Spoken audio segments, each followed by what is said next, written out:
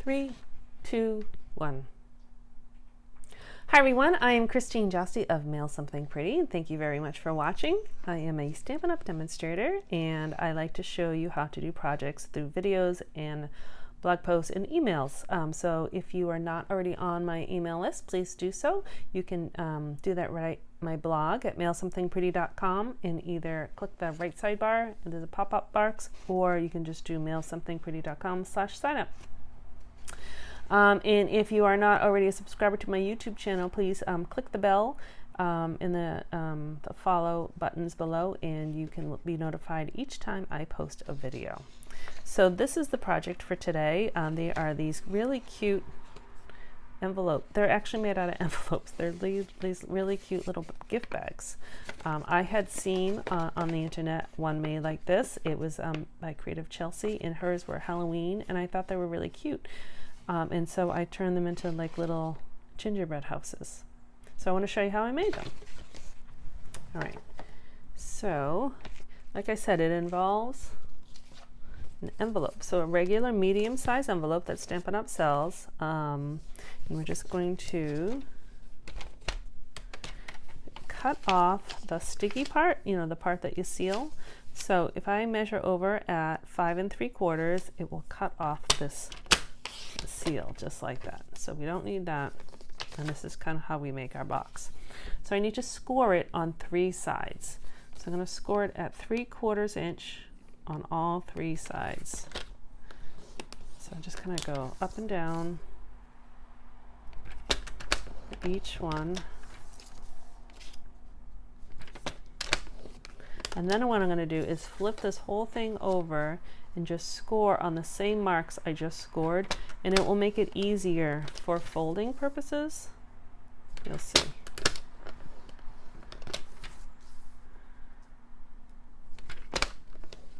All right, so there we go. We have score lines on all 3 sides, and this is going to be our top front, just like that.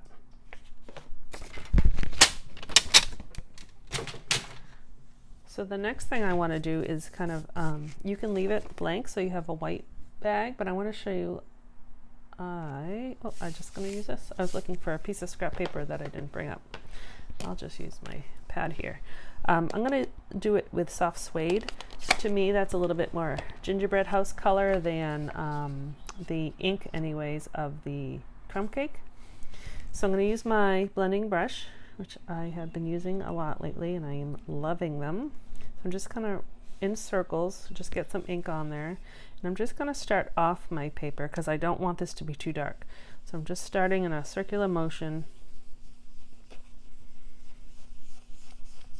You can always add ink. You can't take it away. I'm going to flip it around, do this side.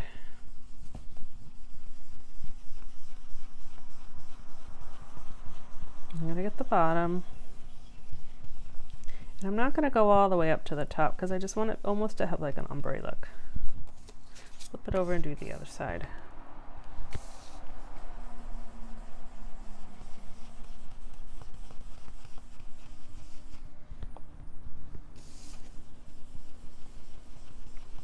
You see a little bit of the brush marks, but that's all right. Sometimes you can get it really nice and even and flat, and it really looks pretty. You can almost get like a watercolor look with it. All right, so that gives it looks kind of dirty right now, but that's okay. Or it almost looks like tea stained. That's kind of how I want it. All right, so the next I'm going to do, so let me show you the stamp set. It's called Sweet Gingerbread. So I'm going to use this little lollipop for right now. But it's a lot of fun. So this little label here I did stamp and then kind of cut out, and this one I just did the cutouts with the dies. So you'll have your choice to do, and the dies, you get some fun ones. So these are the dies I was using. The house, actually I didn't end up using the tree, the heart, the little frosting roof line, the doors, and the windows. But you also get 2 lollipops, 2 gumdrops, a little brick walkway, a little slope for like the, you know, you put your house on the slope. Get 2 trees, oh, you get 3 gumdrops. And these little, this is kind of like almost like a word window, but almost like smoke, so you can kind of stamp your words in it, and then it kind of comes out of the house. So I thought it was a cute little set.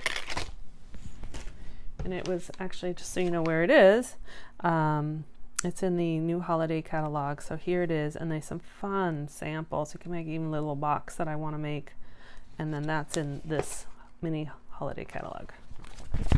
So that's where I got that.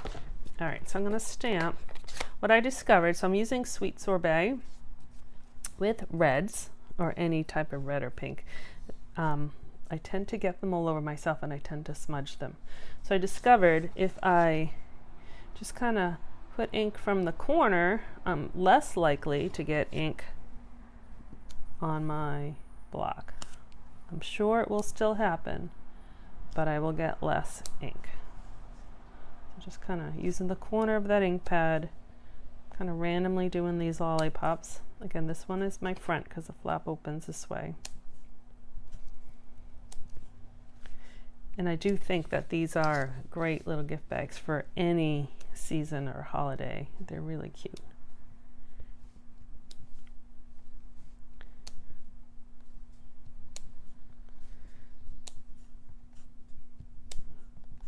All right, I have to say I did a pretty good job not getting ink on my block.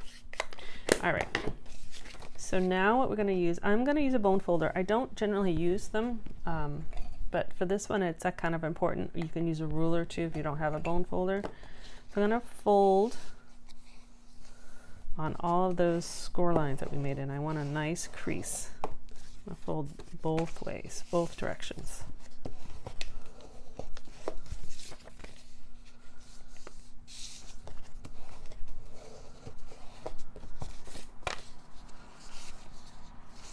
You'll see there's like extra layers on the bottom of the envelope, so sometimes that makes it a little bit of a less of a crisp corner when making our bag.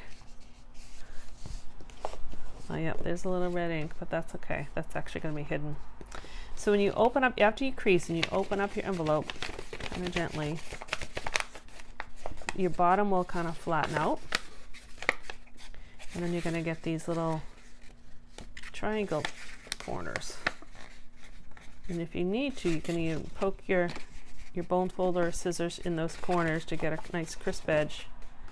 And you want to kind of flatten them. You can even put it flat, give it a good crease.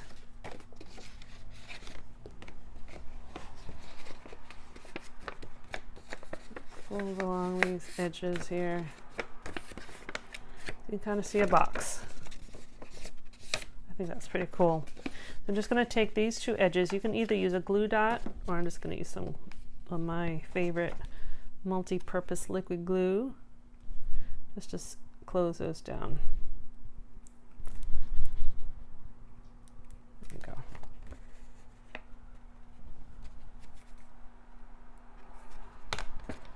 And actually what I'm going to do is put it on my table here and use my glue to press them.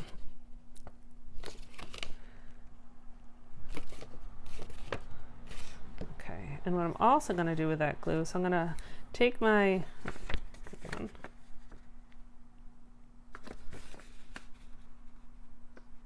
I rushed it. There we go. I'm going to take these sides here and kind of pinch them in. I'll make like a little gusset. So there's your little bag there, and I'm just going to put a little glue under these slots there just to keep them closed. Just on that side and that side.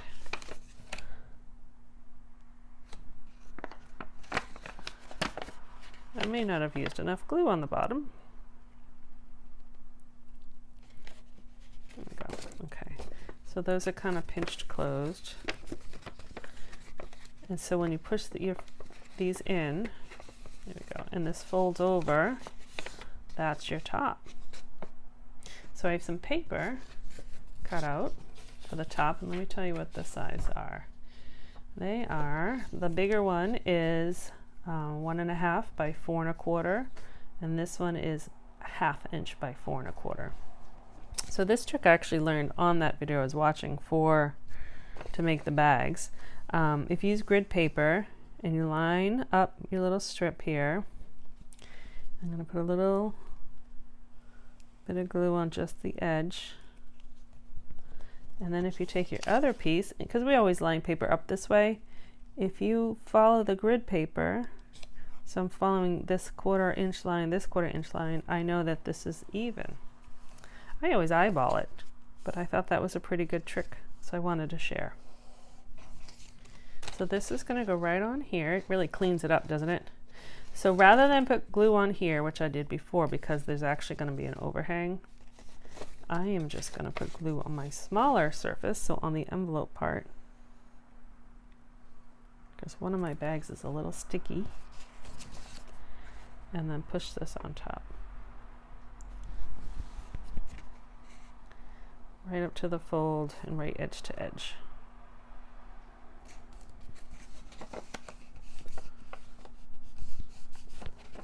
And there, oops, is your cute bag.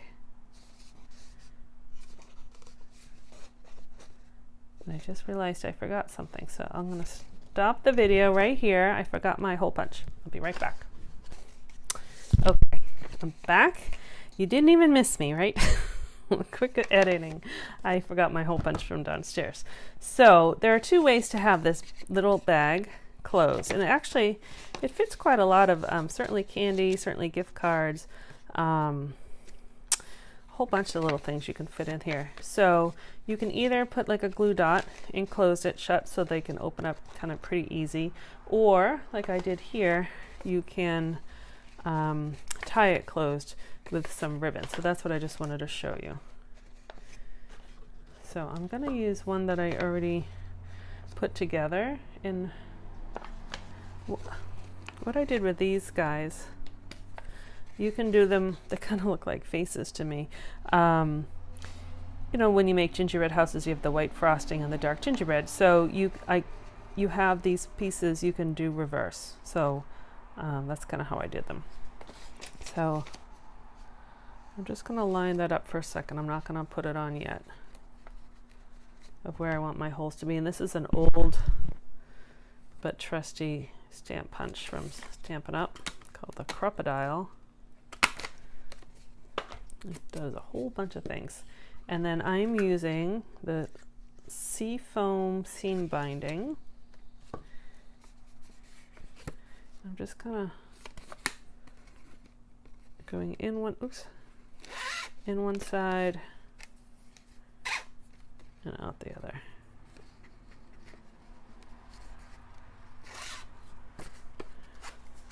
And then just tie a bow. I'll just tie the bow now, but you know, normally I would fill it first. Even those little those round peppermint candies, that would be kind of fun because we kind of match the lollipop shape.